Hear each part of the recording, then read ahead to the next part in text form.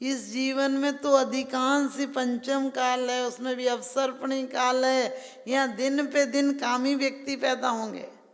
क्योंकि आपने देखा होगा कि जैसे जैसे गति परिग्रह विमान तो ही ना, कि जैसे जैसे ऊपर ऊपर के अच्छे देव हैं, उन्हें जाने का विकल्प नहीं, उन्हें खाने का विकल्प नहीं, उन्हें परिग्रह कम, उन्हें अभिमान कम। आज के पंचम काल के व्यक्ति को, और उसमें आपने देखा आज से 50 साल पहले देखो, मैं कोई बड़ा मिलता था तुरंत पैर छू लेते थे, बड़ों के पैर छू लेते थे। कोई बड़ा आता था हम खड़े हो जाते थे। कोई बड़े के सामने महिलाएं तो कभी भी चप्पल पहनकर नहीं निकलती थी, कि ये विनय थी, ये लौकिक विनय थी। और परमात्मा के प्रति भी सब लोग आकर हृदय से, भले अक्षर से नहीं जानते थे हम, शब्द ज्ञान नहीं था, लेकिन अब शब्द ज्ञान ज़्यादा हो गया, लेकिन श्रद्धा हमारी बिल्कुल खत्म हो गई। तर्क जब से चल गया, विज्ञान चल गया, अरे चांद वहाँ है, सूरज वहाँ है, ये इतने किलोमीटर है, ये हटने से आपको पता है बच्चों की कविताएं चलती थी, चंदा मामा दूर के, ये वो हैं, और वो मामा हैं, उस पर देखो ये दिख रहा है भैंसा, जो भी कल्पनाएं थी वो भले काल्पनिक थी, लेकिन हमारी जिज्ञासा थी, हमारी आस्था थी उनसे जुड़ी हुई। आज सब खत्म हो गया। द्रव्य क्षेत्र, क्षेत्र भी चंपापुर, पावापुर, संवेद शिखर समाधियों पर हम जाते थे, क्षेत्र की पूजा करते थे। काल की पूजा आज भी दिवाली का दिन क्यों मानते हो? क्योंकि वो काल पूजा है। किस काल में महावीर स्वामी ने निर्वाण प्राप्त किया, तो वो काल पूजन है। उस काल में ही हमें लड्डू चढ़ाना चाहिए।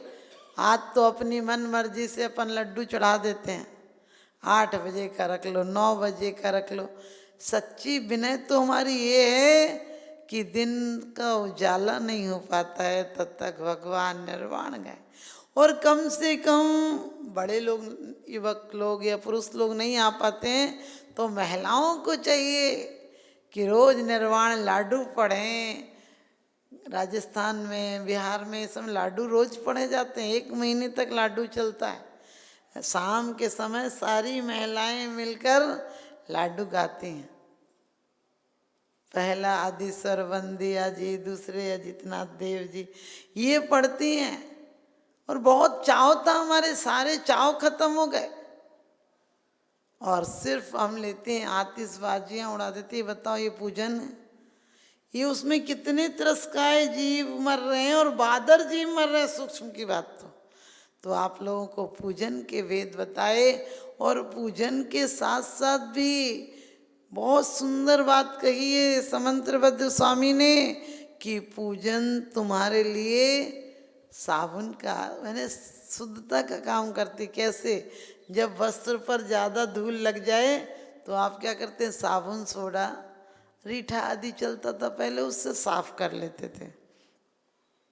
इसी प्रकार से घर में जो हमने आरंभ उद्योग किए हैं, जो हमारा संक्लेश हुआ है, उतनी विशुद्धि लाने के लिए, ताकि जो अशुभ परिणाम किए हैं उनकी स्थिति और अनुभाग कम हो जाए, या हमारी दुर्गति ना हो जाए उस आरंभ उद्योग के द्वारा, तो हम क्या करते हैं, परमात्मा की आराधना करते हैं। ध्यान है, परमात्मा के गुणों का चिंतन। मैंने कहा था पूजन सठ कर्म है।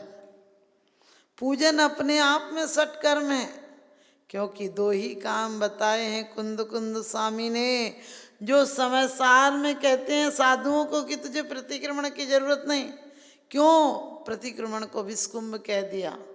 क्यों कह दिया प्रतिक्रमण को विस्कुंभ?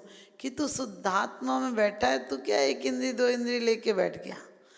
लेकिन जो साधु प्रवृत्ति मार्ग में, उन्हें का प्रतिक्रमण 1 दिन छूट जाए तो प्रायश्चित लेना, क्योंकि तुम दिन भर तो इतना ध्यान कर नहीं रहे हो। तो कम से कम उस समय पूर्ण विशुद्धि से सोचो, 60 काय के जीव की हिंसा हुई हो, चलने में, फिरने में, बोलने में, खांसने में, मंदिर में जमाई लेने में, मंदिर की कोई भी असाधना हुई, सबका प्रायश्चित करो। लेकिन जो साधु ध्यान में बैठे उन्हें क्या जरूरत है? उन जैसे आचार्यों ने लिख दिया, दानम पूज्यम मोक्षम न साव्यातेन बिना। दान और पूजा श्रावक के लिए मुख्य कर्तव्य है, उसके बिना श्रावक श्रावक नहीं। आपको कोई जैन साहब कह दे तो कितनी खुशी होती है, लेकिन आपको कोई कह दे आओ पापी जी तो कितनी बुरा लगेगा। ये नहीं टटोलते हो कि वास्तव में हमारे लिए पाप के लिए कितना टाइम निकालते हैं। एक जरा सी कोई बात तो कह दे, साध्य है कि एक बात तो मैं याद नहीं होगी, और कोई बात कह दे तो 6 महीना क्या 6 साल बाद पूरी सुन लो।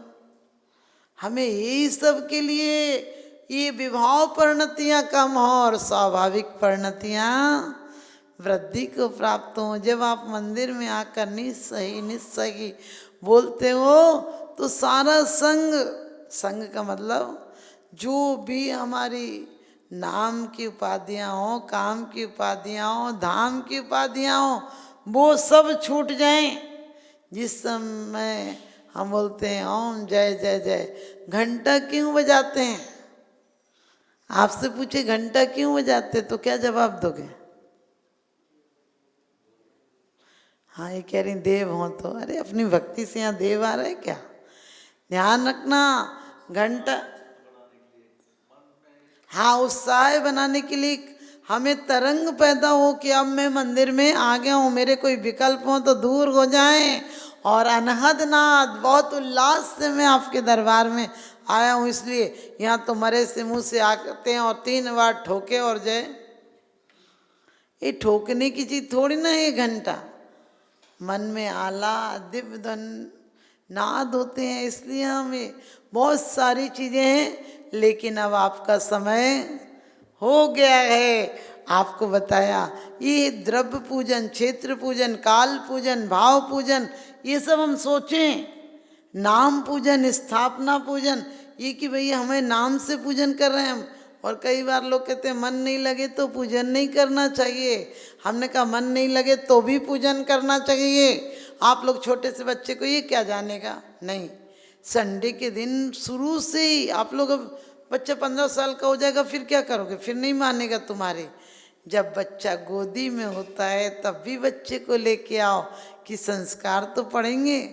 और जब बच्चा 8 साल का हो जाए, आप रोज नहीं ला सकते तो संडे के दिन बच्चे को सोचते हैं सोने दो, आज तो सो ही रहा। अरे उस दिन लाओ बच्चों को, वरना इन मंदिरों को कौन चलाएगा? उन्हें अभी से संस्कार दो मंदिरों में आने के, उन्हें स्वाध्याय के संस्कार दो, उन्हें जाप करने के संस्कार दो। लोग कहते हैं बच्चे छोटे थे तब तो करने लगे, अब नहीं करते। आपने सोचा छोटे में आप लाते थे इसलिए करने लगे? आने वाली पीढ़ियां तो छोटे में भी नहीं आने की, क्योंकि वो औलादें ही कंप्यूटर की हैं, मोबाइल की हैं, तुम्हारी थोड़ी रही। तुम्हारे बुजुर्गों की तुम औलादे थे, उनका इतना धर्म के प्रति जुड़ाव था, उसका परिणाम आप लोग इतने लोग मंदिर आ रहे हो। आने वाले समय में क्या उम्मीद की जा सकती है? अगर अब भी नहीं चेते तो मिट जाएंगे दुनिया से, अगर अब भी नहीं चेते तो मिट जाएंगे दुनिया से। हमारी दास्ता भी ना होगी दास्ताना में। उठो बंधुओं, अब तुम जागो, जैन धर्म अपनाना है और वाद विवाद में नहीं उलझना, स्यादवाद को लाना है। हर विवाद का हल हो सकता स्यादवाद के द्वारा। मैंने कहा वाद विवाद को नहीं लाना, स्यादवाद अपनाना है। बिल्कुल सत्य घटना है राजस्थान की। 2 पंथों के चक्कर में, मैं नाम नहीं बता रही, कम से कम 500 घर की समाज है, और मैं गई तो आप उस मंदिर में नहीं जाना, आप इसमें मत जाना। और हमारे तो घर हम बेटी को नहीं बुलाते हैं, बहू को पियर नहीं भेजते हैं। और ताज्जुब तो जब हुआ जब एक पति पत्नी बोले कि हम लोग आपस में बात नहीं करते। हमने कि क्यों? बोले वो उसको मानती है, हम इसको मानते हैं। हम बोलते हैं ये सच्चा है, वो बोले वो सच्चा। हमने कि तुम्हारा रिश्ता ही सच्चा नहीं, तुम्हारा रिश्ता ही सच्चा नहीं है, फिर क्या? अरे मानने की तुम्हारी तुम मानो, हमें हमारे हम माने। आपको पता होगा आपके यहाँ भी हमने कई परिवारों की जो थोड़े दूर थे उन्हें नज़दीक ला दिया। क्योंकि क्या ये कसाय लेके कहाँ जाओगे? इन कसायों का फल मिला तो कहाँ जाओगे? सीधे दुर्गति, सीधी दुर्गति, कितने ही पूजा कर लेना। तो आपको ध्यान रखना, ये हमें धर्म में कोई भेदभाव नहीं लाना। हर विवाद का हल हो सकता सद्वाद के द्वारा। जहाँ भी गए वहाँ समन्वय है, जहाँ ही है वहाँ झगड़ा है। कैसे ही और भी? क्योंकि जैसे आपका भी है, हमारा भी है, सास का भी है, बहू का भी है, घर तो दोनों का है, तो झगड़ा नहीं होगा। वो कहे मेरा ही है, सास कहे मेरा ही बेटा, और बहू कहे मेरा ही पति है और किसी का नहीं है, लो झगड़ा शुरू।